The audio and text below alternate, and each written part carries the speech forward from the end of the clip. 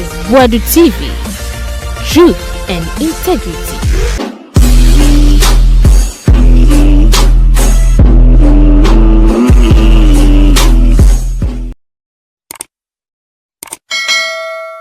Ebusa high Boadu TV. Yama munyi na kwaba efamraso. Na after so Oheneba Boamah bonten beka say wono wonya wuntumi obekọ. Wuntumi wone ne so pa. De hia na se wuntumi atam sikade aba. Obekọ akoye adwuma de ma wuntumi TV sense won say DC bai o matwa na bo. Sense wonye politician na woye journalist nti. NDC fo a wakoma mo 2022 ye jeli ni nyina achi. Obayi nama. Omudidija no. Wono so ne masses. Asemi ba manfo Canada pa. Na Blakk Rast enso de nano atum.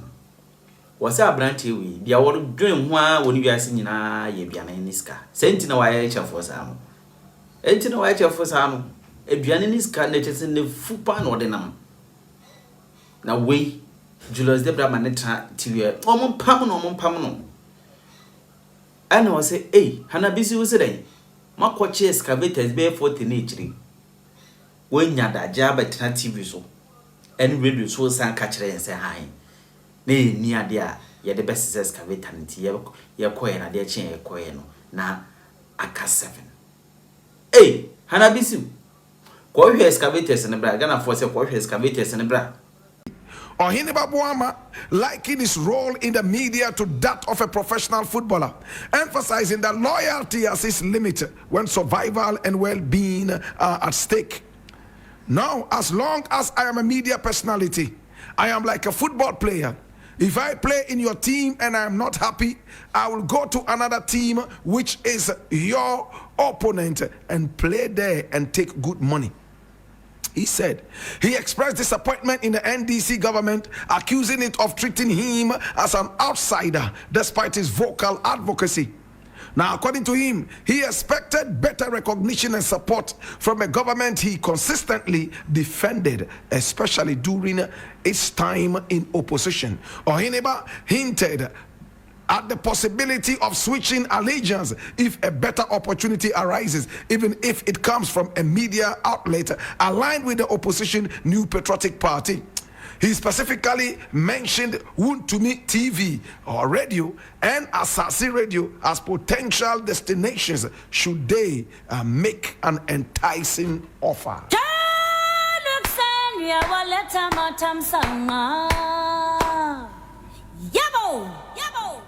Oh, what a shame. And if you look at this guy, his stomach and his head, you know where he belongs. Food society. It's very sad, my brother. It's very sad. Oh, so now journalism is divided into NDC journalism and NPP journalism. I never knew that. Oh, what a shame to journalism in Ghana. Journalism has been factionalized. Oh my God. I am so disappointed, my brother. Now, the radio stations and TV stations that this gentleman mentioned, be ready. It is the same thing he's going to do to you. Anytime he feels that you are not treating him well. My brother, my sister. Now let us look at exactly what this gentleman is saying. Of course, I've seen him time and again talking vehemently and passionately for the NDC at the time that it was in opposition. Now the big question is, did he believe in the NDC or not? Or was he just doing it for his stomach? Was he doing it so that when the NDC came into power, at least he'll be recognized and given something to go and eat? If that was what he was doing, then we can't call that loyalty. Was he loyal to the NDC or was he loyal to Ghana? My brother, my sister, it hurts me when people talk like this. Now he's sitting on an NDC radio station, a radio station that has sympathies and allegiance with the NDC, and that is Radio TV XYZ. And all this guy is saying is that even though I sit on an NDC affiliated radio station, I am ready to move and join the opposition anytime I am offered money. So for him, the decider is the money. My brother, a man like that is very dangerous and useless. A man like that should never be, in fact, ever considered for broadcasting. These are people who will take money and sell out anything. These are the kind of people who encourage payola. These are the kind of people who have no respect for the truth. They only have respect for money. The highest bidder gets his so-called loyalty. He who feeds him will control him to go any direction he wishes. It's a shame. So what is XYZ doing? You still keeping this guy there? Do you have any regard for your radio station at all? Do you respect your listeners at all? This is a guy who has come out point blank to say, hey, as for me, it's all about money. Any radio station that pays me the money that I want, I join them no matter their ideology. I will sink in and go along with them. My brother, my sister, these are the kind of people who should never be put in any public office. They will take bribes because all they think about is money, nothing else. Akan people have a saying which I would like to share with you. Remember, I did not create this proverb. You see, obi enye ni kesiye da kwa. Obi enye ni kesiye kwa. Obi enye ni kesiye kwa. When you see a man most of the time who is this fat, you should know what has made him fat. And this is not disrespect to anybody who has weight. I have weight myself. My brother, my sister, this is a man who is thinking about nothing but food. This is a man who is thinking about nothing but money. And a radio station stoops so low and goes in for this cheap guy. Put him on radio, and all they want him to do is to support anything. Well, he mentioned some radio stations and he claims that these may be his destination. What a shame. And you'll be shocked that some Ghanaian radio stations will still go for this puppet and manipulate him. My brother, Oheneba, you are a shame to broadcasting. You are a huge disgrace to journalism. What a shame. He's not even embarrassed. He's not ashamed to say that, oh, as for him, it's all about money. Me, if you pay me well, I will come and join you. Whether you are opposition or you are incumbent, I don't care. I will come and join you. So what do you really stand for? Money? What do you really stand for? It's because of some of these people we are getting ready to retire and go and do something else. Maybe some farming in the village. Each and every day when I tune into radio and TV, my brother, my sister, I am totally embarrassed. The quality of radio is coming down so geometrically because of buffoons like this on radio. I am angry. Several years of journalism, several years of experience, and somebody is ready to take it with a kiss of cash, like Judas. This guy is the Judas of radio, Judas of journalism. What a shame. And what is Julius Deborah sitting down there doing? You have such a Judas on your radio station and you leave him there? Oh, Jesus. Should Mahama give everybody everything? Should he steal money for you? Should Mahama give everybody appointments? Oh, anybody who supported NDC must get an appointment. Anybody who coughed in one way or the other, my brother, my sister, should get an appointment. No, sir. It doesn't make sense. A lot of them who used to be our friends coming here day and night, my brother, my sister, whilst we strategize to bring them into power. Today, when you call them, you don't get them. But we pride ourselves in the fact that we supported Ghana and not the NDC. We pride ourselves in the fact that we supported the truth. Remember, we said we are not neutral. We have taken sides, the side of the truth. So if I know I am on the side of the truth, if I know I am on the side of Ghana, why should I be perturbed if a mere political party does not give me an appointment? If a mere political party does not put something on my table? It's a shame. Please, Julius Zebra, kick this buffoon out as soon as you can. Or else, it tells me what kind of radio station you are running. And it tells me what kind of journalist you are employing. I leave it here. If I mean to talk about this, my brother, I will become like this guy. This story is very interesting. And I truly need all of us to listen to this carefully. I read from Ghana Word. If Galamsey ban would affect livelihoods, then allow armed robbers to operate. J.B. Dankwa is the one speaking. And I read, a former NPP parliamentary aspirant for the Subini constituency, Joseph Wache Dankwa, has strongly refuted the argument that an absolute ban on illegal small-scale mining, commonly known as Galamsey, will severely affect a section of Ghanaians dependent on it for their livelihood.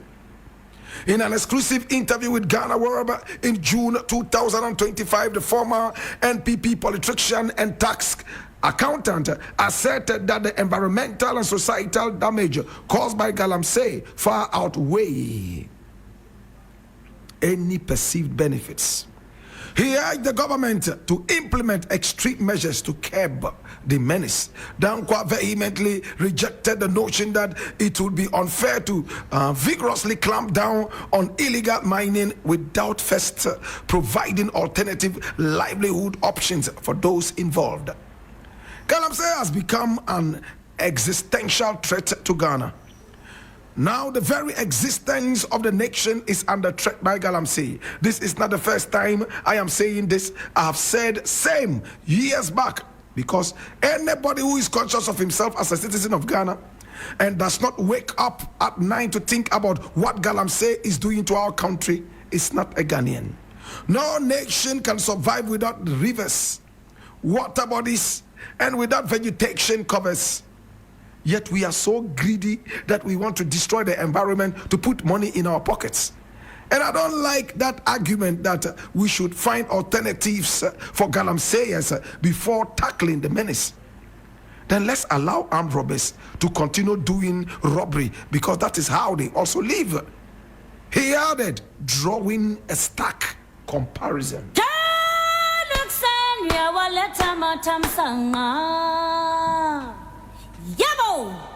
Now this man here doesn't cease to impress me and to astound me. My brother, my sister, now this is what it is. Clear and simple. My brother, my sister,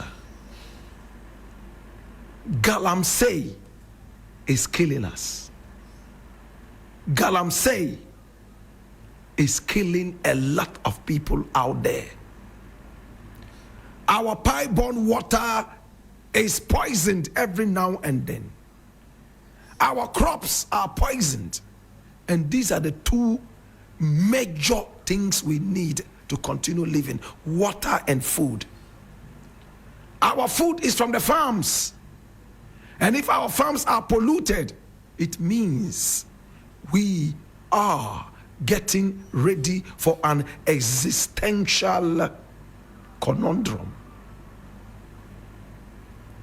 My brother, my sister, the water bodies are also polluted. Rivers are polluted. Dams are polluted. And water seeps deep into even our water table. So what do we say? As long as water is poisoned, the land is also poisoned. And even the water that we get from our boreholes, from our wells, and so on and so forth, for that matter, are all poisoned. And somebody says, oh, you know what? Let's get them an alternative livelihood before we stop this. And the gentleman here is saying, then let us also get armed robbers an alternative livelihood before we clamp them down. My brother, for me, galamsey is worse than armed robbery. Whilst armed robbery targets one man at a time, galamsey targets millions of people. Galamsey can kill millions at a time. Armed robbers only come for what you have. It is when the armed robbery goes bad that lives are taken. I am not in any way endorsing armed robbery. No. All I am saying, my brother, my sister, is that left to me alone, armed robbery is better than galamsey. Both, of course, are evilous. But that is to tell you how serious galamsey is. And any nation that encourages galamsey is a hopeless one, is in a sorry state. And the former NP has hit it right on the nail. My brother, it's an existential problem. It's between life and death. We must tackle it headlong. And I hear Hannah Bissiw say, oh, you know, we seized about 40 excavators, and because we did not have a low-down truck to carry them to the right places, you know, before we came back after a few hours, 37 or 3 were gone, leaving 7. This is the joke of a century. So when you seize excavators, what do? You leave them there at the mercy of the weather? Then what do you mean by you have seized them if you don't have full control over them? I have seized this thing means that I have full control over it now. You can't go about seizing things with your mouth. You must put people in place to make sure that people do not return to these excavators. Are we serious about the galamsey fight? Or we are just happy that the dollar has come down? And for that matter, galamsey can go haywire. My brother, I will not sit down and watch any politician take my life down. I will fight every politician. It's my life. I have the right to protect my life. And if I see anybody who is a threat to my life, I will take you down before you try mine. And that is what every Ghanaian must have in mind. You have the right to defend and protect your own self and life. So when people go greedy and selfish, I beg your pardon, going out there to dig the ground and steal minerals, by so doing, they fill their pockets and then they poison our food and poison our water. What are we doing to ourselves? And irresponsible people who have been put in place to deal with some of these things are telling us cock and bull stories. What is wrong with you? I get so angry when politicians take us for fool. I will fight every politician, my brother, my sister, from head to the toe, if they take me for fool. You should do the same. Stop running after politicians and begging them for food. You are their employer. For that matter, summon them and ask them questions. But in Ghana, it's the other way around. We employ these guys and they turn around becoming our bosses, our gods and goddesses. No, things must change, my brother. Why are brilliant Ghanaian minds sweeping streets abroad? Otumfo cautions youth exodus. Otumfo questions youth exodus. Why are brilliant Ghanaian minds sweeping streets abroad? And I read, oh Jesus, where your pee? There are Santini, Otumfo Osetutu the second has questioned the increasing trend of Ghanaian youth seeking low-skilled job opportunities abroad, despite having immense intellectual potential and educational foundations. Now, speaking at the 2025 graduation ceremony of DPS International School in Tema on June 21, 2025, the Asantini delivered a message to the graduating class under the theme Championing the Nation's Future. Oh, Jesus. He challenged the youth to look inward and reimagine Ghana as a land of possibilities rather than a departure point. He expressed disappointment that many young Ghanaians, including those with exceptional academic and intellectual abilities, often abandon the country in search of menial jobs in developed countries, while their global peers are innovating and building multi-million-dollar enterprises. Graduates in the UK, India, China, and the United States are moving on to design groundbreaking technologies, invent life-saving drugs, and develop tools that expand humanity's reach beyond Earth. Manshia affiliate online portal opinsuo.com quoted him to have said, "They will be building on the same foundations laid for you here, applying the same tools you have been exposed to. How do they do that in India, China, Japan, and Vietnam? And how come you, some with outstanding minds, are stuck in the rut, struggling for opportunities to go and sweep the streets of these countries?" Otumfo asked.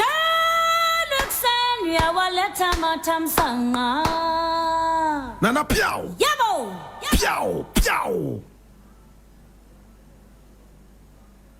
Piao. Piao. Piao. My brother, in fact, one of these days I may have to make it to Manshia and seek the blessing of the Otumfo to be able to champion my patriotism dream. In the next 5 years, I want to see every Ghanaian die for Ghana.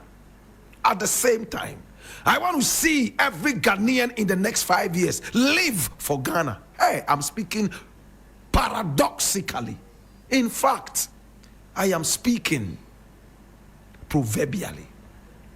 Now, if you can live for Ghana, you must also die for Ghana. We must start by dying for Ghana. How do we die for Ghana? We have to sacrifice, and sacrifice is equivalent to dying for Ghana, because you will go hungry. Some of us will be slaughtered like we were slaughtered before we got our independence. Some of us will be sacrificed, my brother, my sister, in blood sacrifices in order to free our nation from economic bondage and suppression. My brother, Otumfo has asked a very important question. And he was speaking at the graduation of his son, Kwame Chirichie. Now, Kwame Chirichie is going all the way to North Carolina to study astronomy. Remember, I did not say astrology. I said astronomy. He's going to study planets, study the special systems, and so on and so forth. My brother, my sister.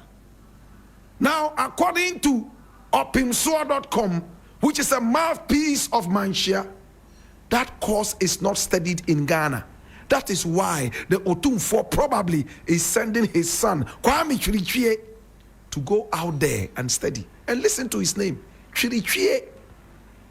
It will take the white man 6 million years to be able to pronounce this properly. Chirichie. No white man can say Chirichie. If the white man could not say Achim, but Akim. If he could not say Tamayili, but Tamale. My brother, my sister, how do you expect him to pronounce Chirichie? What is Blakk Rast driving at. Our traditional names are more powerful than all the slave names, the names of dead rapists that you put on yourselves. Names like Jonathan, names like Martha, names like Faustina, Lois, Miriam, Samuel, Elizabeth, names that do not have any meanings. You carry on yourselves. Albert. I met a gentleman called Albert, and I asked him what his name meant. He said, oh, he's British. I asked him, oh, I didn't know you were British. He said, oh, but, okay. You will stammer by force. My brother, you go explain Taya if you don't get evidence. Otumfuo is asking a very serious question. A lot of you graduate with first class, so brainy. You end up on the white man's land cleaning his everything dirty. My brother, my sister, Otumfuo is asking your colleagues in America, in India, in China, and even Vietnam, war-torn Vietnam, they are building from where they were taught. They are able to make and invent things, yet we are busily cleaning so that people can have a clean space to invent. What a shame. Otumfuo is asking. Now the answer is just one. In fact, self-pride, aka patriotism, is dead in this country. Can I repeat it, sir? I said self-pride, patriotism is dead in this country. Go to the American embassy and see how many olive oil bottles people are broken there. They have gone there to pray and fast so that they will go to America. Go to the British High Commission, my brother, my sister. People are sleeping in the darkness, in the mosquito inundated spaces, because a certain prophet or pastor or malam has told them that if they are able to do this for at least 1 month, they will get a visa. And when they finally get disappointed, they commit suicide. Those who are able to make it there, they have no plan but to sweep. In fact, somebody said, me, I will do anything. Anything they say make I do, I will do. How many times haven't we heard stories of our beautiful women who have refused to marry very handsome men and women here, to go and marry some old, outlandish, impotent guy in England or America? Some of them even sleep with dogs in order to get something. Why? Is it a curse to be Ghanaian? Is it a curse to be African? Otumfuo is asking, what is the problem? This is what I've been championing all these years. Self-pride, my brother, my sister. Today, when you even wear an African print, they see you as a fetish person. They see you as an old, outlandish, outmoded, archaic thinking person. True or false? My brother, where your own fabrics become a curse, you can't even eat your own food with pride, then it is a shame. We are astronomically running back into slavery. How many young ladies would you take out on a first date and they will tell you, let's go and eat bangkong and fufu?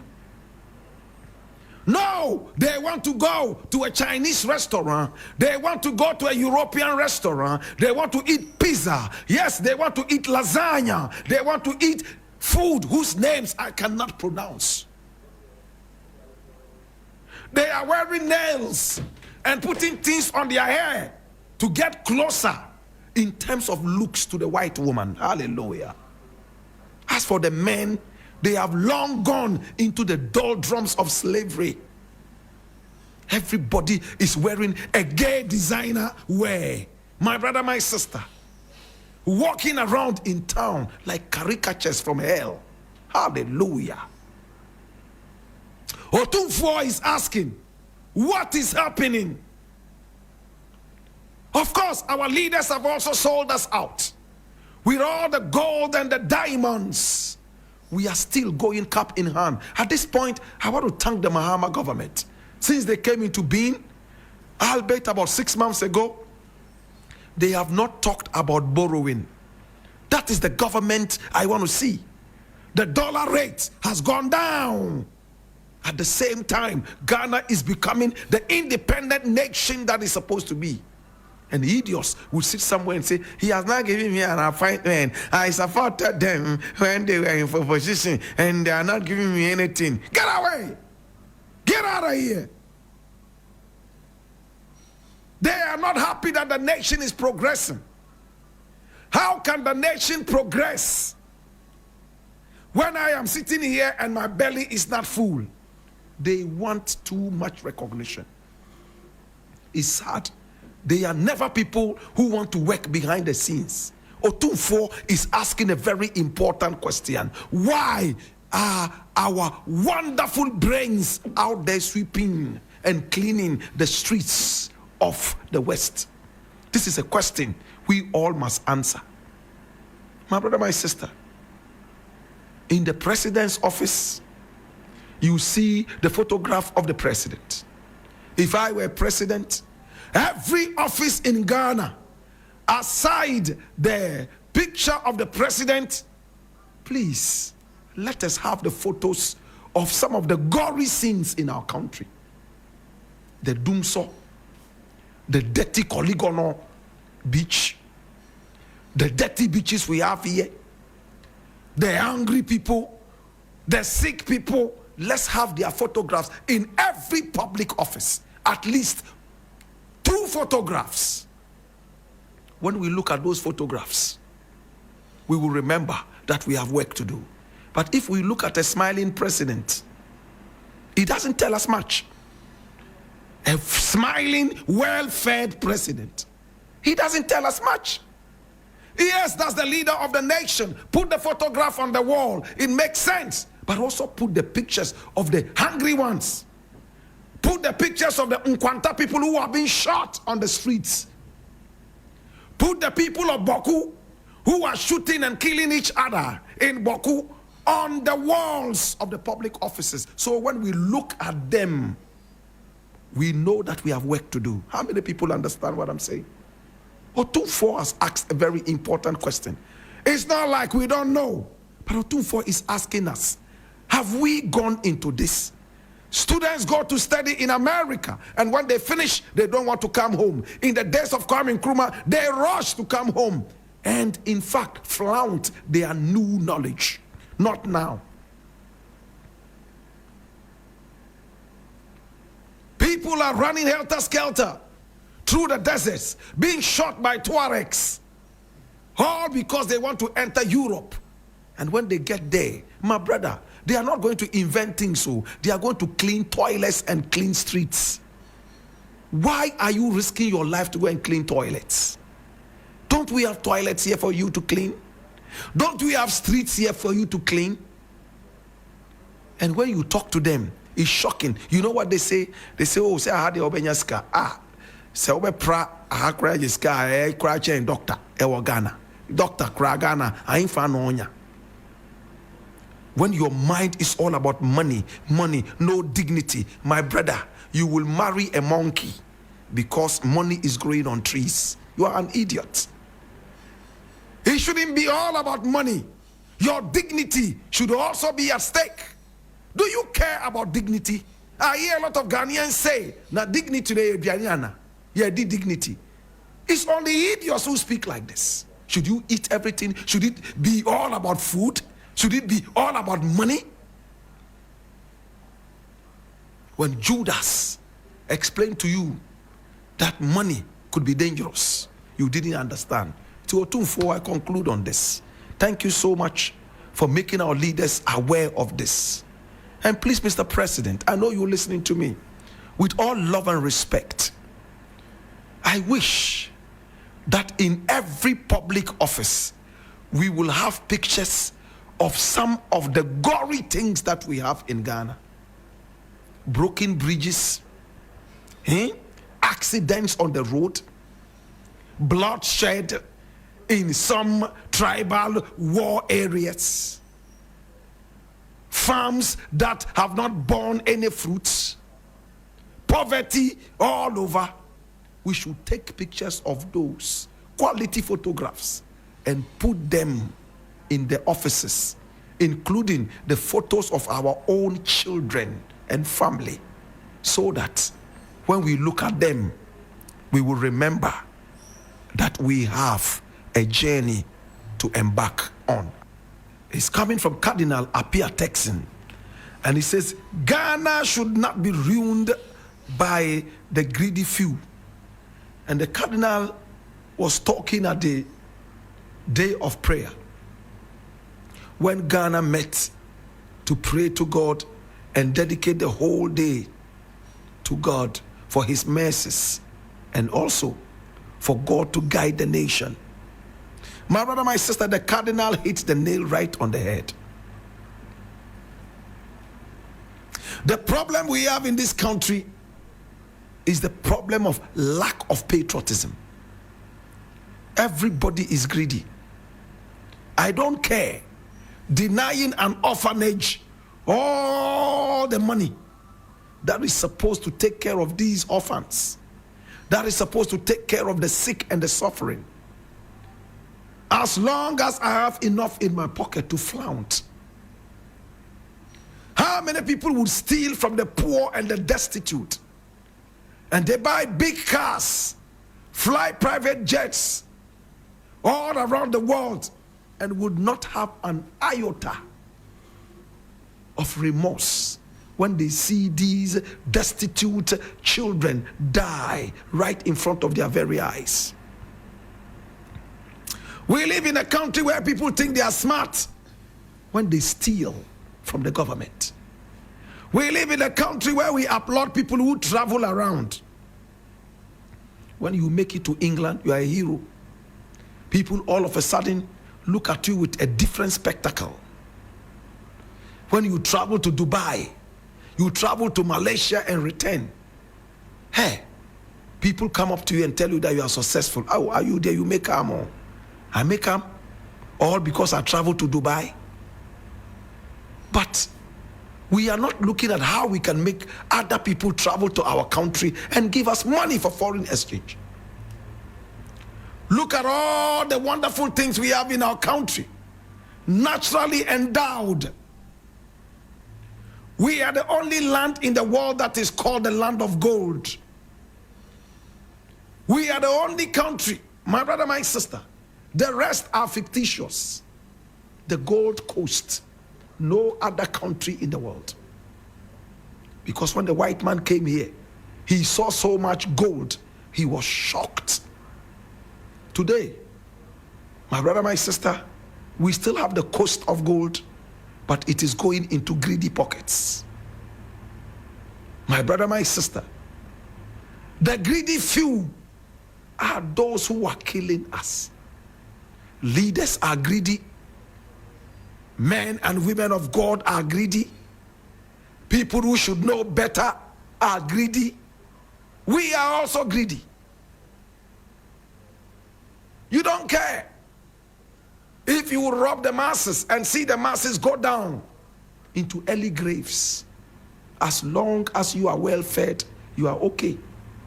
There are people who will take money to the church and pay tithes when they know that this money is supposed to be used to treat their mothers, their children, their whatever, close relatives. But no, they believe in the spirit that they can't see more than the human being sitting in front of them that they can feel and touch. What greedy, wicked people. What is wrong with us? What is wrong with us? Well, the cardinal says that we are greedy. And if our nation would grow, we must put aside all the greed.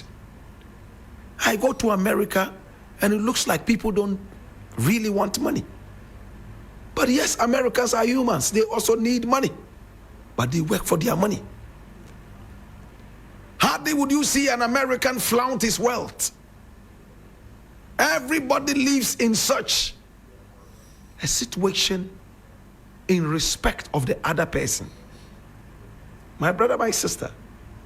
But in our country, oh my God, musicians are flouting their miserable pennies that they call wealth. If somebody is able to make some pennies, he thinks that he has arrived.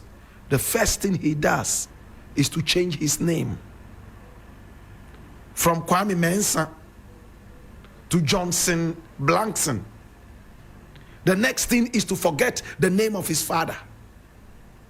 Third is to forget the name of his mother. Fourth, he can't even speak his language anymore. Then he's looking for a visa to go and live in America, England, and pretend that he's white. What a shame. What a shame. We quickly forget our tradition, quickly forget where we are coming from, all because of greed. Patriotism is the answer. My brother, my sister, patriotism is the answer.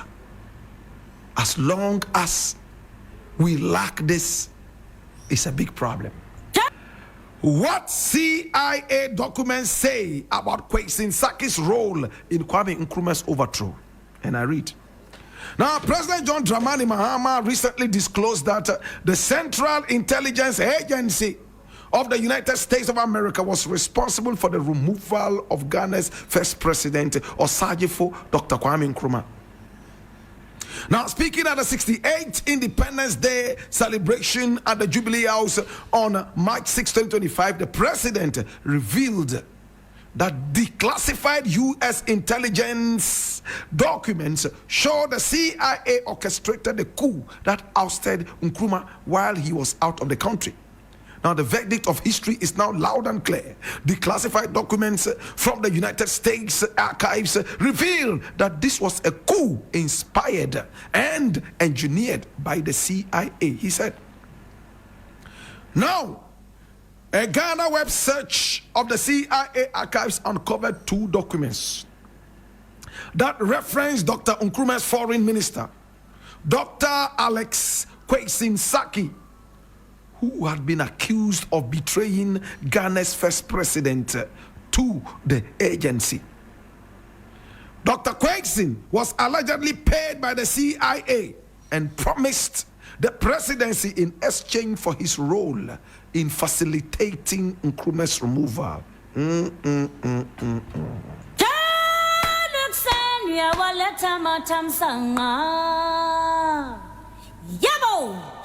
My brother, my sister,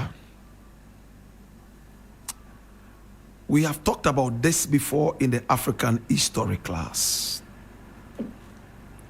But I'm going to go into it again because the suspended Chief Justice, Mami Esaba Tokunu,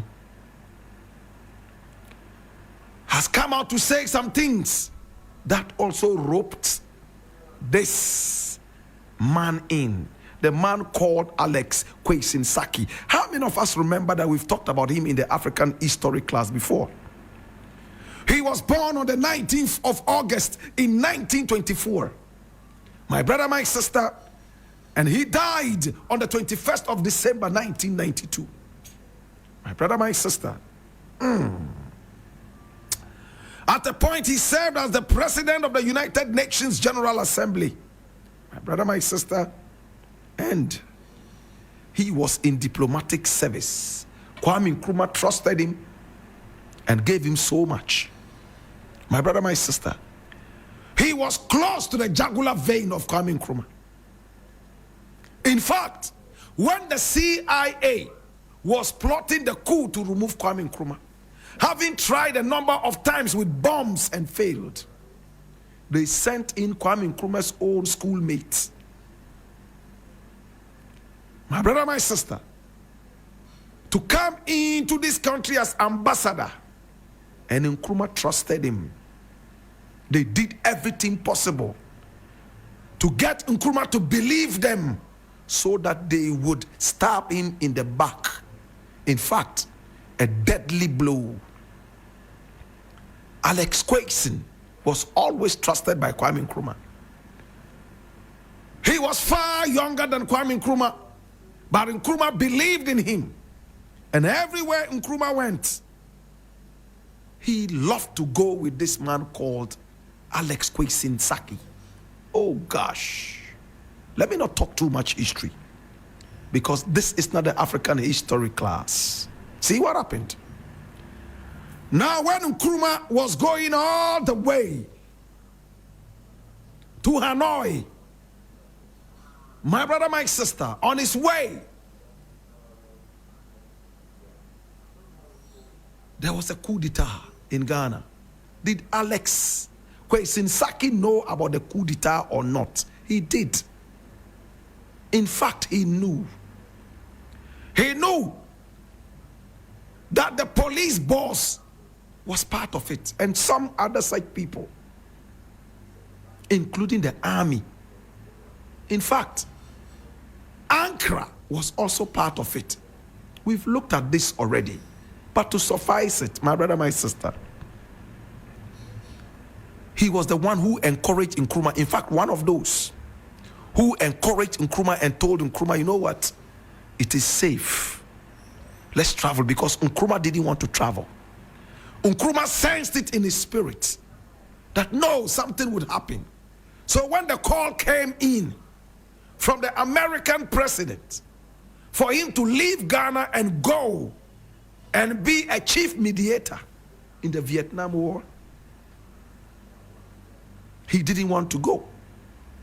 But people like Alex Kwesi Saki convinced him and said everything was okay, and being the foreign minister, everything had been put in place, and it would be a disappointment to the rest of the world if Nkrumah did not go, because everybody was looking up to Nkrumah to solve the problem between America and Vietnam. We remember the Vietnam War, right? So Nkrumah left. But before Alex Kwesi did this, he had been promised, as we now see in this declassified files, the presidency. They told him, you know what? If you help in removing this man, we will make you the next president of Ghana. Not knowing all along, as he was working with Nkrumah, he had presidential ambitions. It's not a problem to have presidential ambitions, but it is a problem if you want the man who has appointed you to serve under him and help his presidency grow out so that you will be president. Not even at the end of his tenure, you want him out. My brother, long story cut short, they flew out and there was a coup d'etat.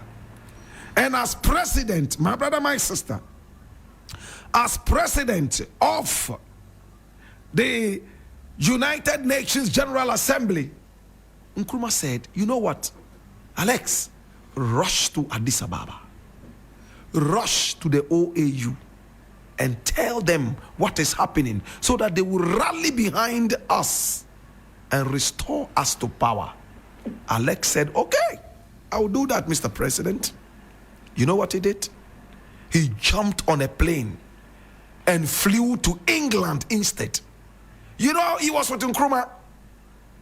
He flew, my brother, my sister, all the way from China to England and then back to Ghana. He never went to Addis Ababa to talk to the OAU to help Nkrumah return to power, because if he had done that, his presidency would be at stake. This traitor, Alex Kwesi Saki, that was what he did. When you read Nkrumah's books, he's made it so clear. Dark Days in Ghana is in it. When he came to Ghana, he started extolling, my brother, my sister, the virtues of the new regime, praising them. Ankara, Kotoka, and all of them. He started, in fact, pushing them, saying how well they had done. He had served as Ghana's ambassador to Cuba from 1961 to 65, an ambassador to Mexico from 62 to 64, And in 1965, he became the ultimate foreign minister of Ghana.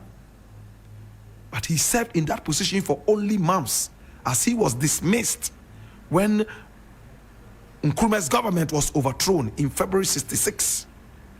But watch this. He was again appointed as ambassador to the United States in 1978.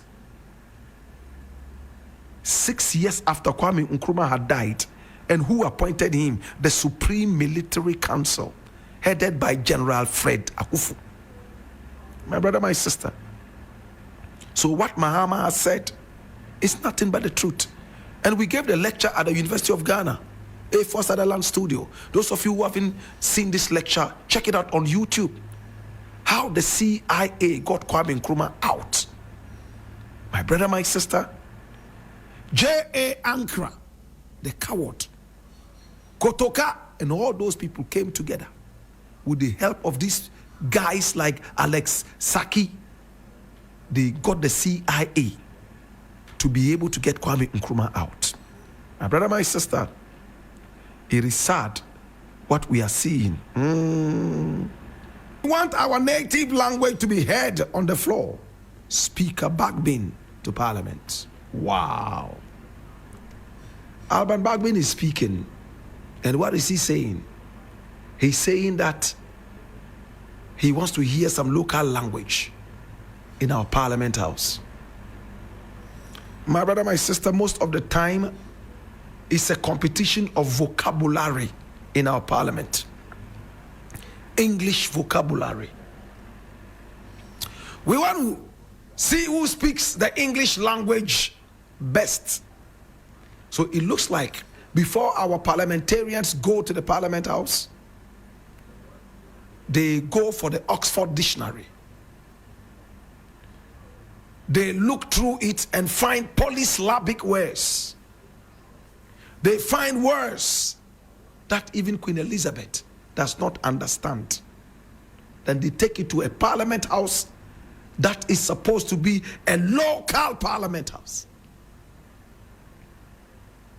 They speak to their own misunderstanding and leave it like that. Right after they have finished unleashing their English vocabulary on us, they sit down and prance in their airs of confidence and bliss. It's a sickness. My brother, my sister, this is a complex. It's a sickness that is called megalomania. It's a mental illness. Simplicity no longer has a place in Ghana.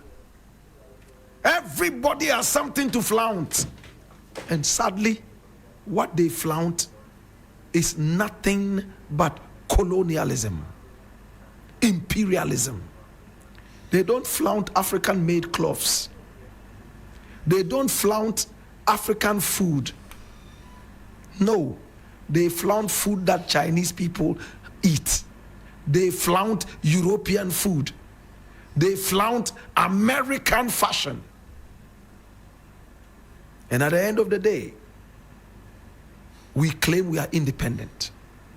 Alban Bagbin says, now he wants to hear some local language in Parliament. It might be a challenge at the beginning. But when we go for international conferences, the Chinese are represented. And for me, the Chinese language is the most difficult language any man can speak. My brother, my sister, the Chinese alphabets do not look like any other alphabets that I know. My brother, my sister, but people still speak Chinese. And when they speak Chinese, there is somebody who translates that for everybody to understand in a certain language. This brings us to the same discussion. If we were to choose one language in Africa that would be a national language, which one would it be? And this question can bring a tribal war in Ghana. Every ethnic group believes that yes, our language is superior. There's no problem if you think that your language is that important. But the journey that we are embarking on does not need self-aggrandizement. What we need is, which language has the head start already? How many people speak that language in Ghana? How many people understand that language in Ghana? Let us give it all the power. Let everybody hold it up. With time, other languages will come up. But no, tribalism will not allow us to accept one language in this country. If I pick language A, B, C, E, F, G, H are ready to pick up arms. And they will explain that in some history that is ridiculous. If we don't accept to promote ourselves despite our differences, then my brother, we will keep speaking the Chinese and keep speaking the English every day. And priding ourselves in the fact that the English language should be our competition. The Chinese language would soon be our competition. After all, they are teaching Chinese in the University of Ghana, our foremost university. Need I say more? I like what Alban Bagbin said. But are we going to make room for translations in the Parliament House? I would say that we should start by speaking Pidgin. We should start by speaking Pidgin English. And the other day where I go there, the thing where I see my I no like at all. My constituency there, the water people they drink no good. It be dirty water. Where if you see the way the animals they chop the grass for there, it dey like the world won't come crash self. My brother, very soon you will see how vibrant our Parliament House will be. I'm telling you that there are a lot of Ghanaians who can't speak Pidgin English. Because when we were in school, we were told that it was ridiculous to speak Pidgin English. Meanwhile, that is what Jamaica speaks as a national language. That is what is spoken in so many Caribbean islands. Why would Pidgin English be ridiculous when English language itself is not ridiculous? Pidgin English that has more of my flow and style and even language. It's some of these things that drove us to learn and speak Jamaican patois. Look how the Jamaicans push their patois. Today, every young girl in Ghana, you speak patois to them and they are dying. They are melting like shea butter in the sun. They love it. Half of the young ladies who liked me in the past liked me because I spoke some Jamaican patois. But our own pidgin, we have thrown away. It took only one woman in Jamaica to push the agenda of speaking the Jamaican patois. They also had the same inferiority complex as us. In Jamaica, the so-called upper class does not even want to speak patois. You speak in patois to them and they are speaking English language back to you because for them, patois is an inferior language. It is even up to this date in Jamaica, even though a lot of things have changed in the past. And when they start leaving Jamaica and they travel to other parts of the world, they realize that there are people who speak better English than them. And once they say they are from Jamaica, people just want to hear them speak with the Jamaican accent, the patois. That is where they get some respect and some recognition. How do you call yourself Jamaican if you don't speak Jamaican patois? That is your foremost identity apart from your skin color. If I'm lying, tell me I'm lying. Today, even professors in the universities of Jamaica, from UWI and the rest of them, my brother, my sister, they speak fluent patois. They write books in patois. They have newspapers that write Jamaican patois. But for us in our country, we are waiting for the Nigerians to break through and make everything happen before we come and eat from the ashes and the cinders. It's a shame. Afrobeat came.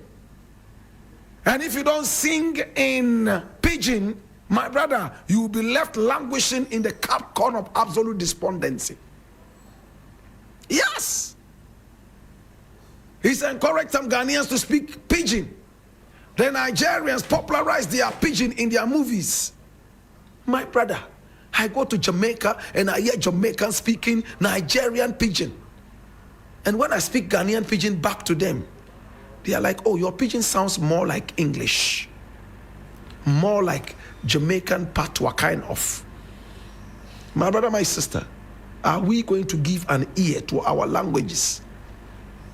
Or we still want to speak English better than Queen Elizabeth? Imagine Kennedy Japan was speaking pidgin on his campaign trail. One of the things that made Mahama win the election, pidgin. When he went to the youth, he spoke pidgin. Say the bad thing where you guys they do, it no be problem. Me if I win, if you make a chop this election, I go come out all the tax for top. Something where you want to take, go see your how far. Then they put tax for top. No, I go come out them. How many of you they believe me? And the youth, yeah. Boamah went there speaking English like a disappointed British parrot. Nana Akufo-Addo went there speaking English like a disappointed American parrot. My brother, my sister, let's speak in our accents. Let us encourage the pidgin. It's important. I remember in school, they used to tell us, don't speak pidgin. If you speak it, you will spoil your English.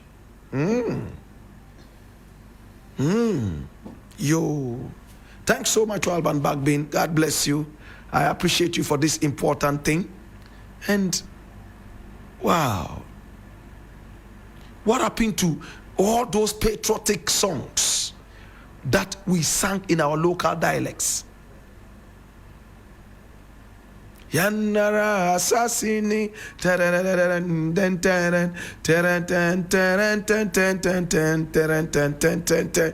what happened to Yanara assassini? What happened to the Ewe version? What happened to the Dagomba version? Ting bang yala ti ba ting bang ti ani mamal kakani tinik bang ti manga cheka di yule do dan shal zogo ti mal pamba ni song te ka ti mal ti ba ting bang na wunang ti yiko ka ti tum matargi che ka ba me ka na nan ti tum ka chi shala so kam zak bang mang ye ko tum da dem vyale ko so kam zak bang mang ye ka ti mi you do. Oh God. So comes a bang mang ye, ko tum da dem viale ko. So comes a bang mang ye, kati meeting you do. Hey, how many people speak Dagbani? How do these words touch you? Everybody come together. Let's do only good things. And the word there is only. Let's do this. Let's put in all the effort, so that our own land would also rise to the top. So comes a bang mang ye, ko tum da dim viale ko. So comes a bang mang ye, kati meeting yuli do. Then you leave it and go and you are talking like a disappointed British parrots. All of us are guilty. All of us. Thank you so much, Alban Bagbin. Let's encourage this at national events. Please let us sing some of these patriotic songs in at least 2 of the languages. At least.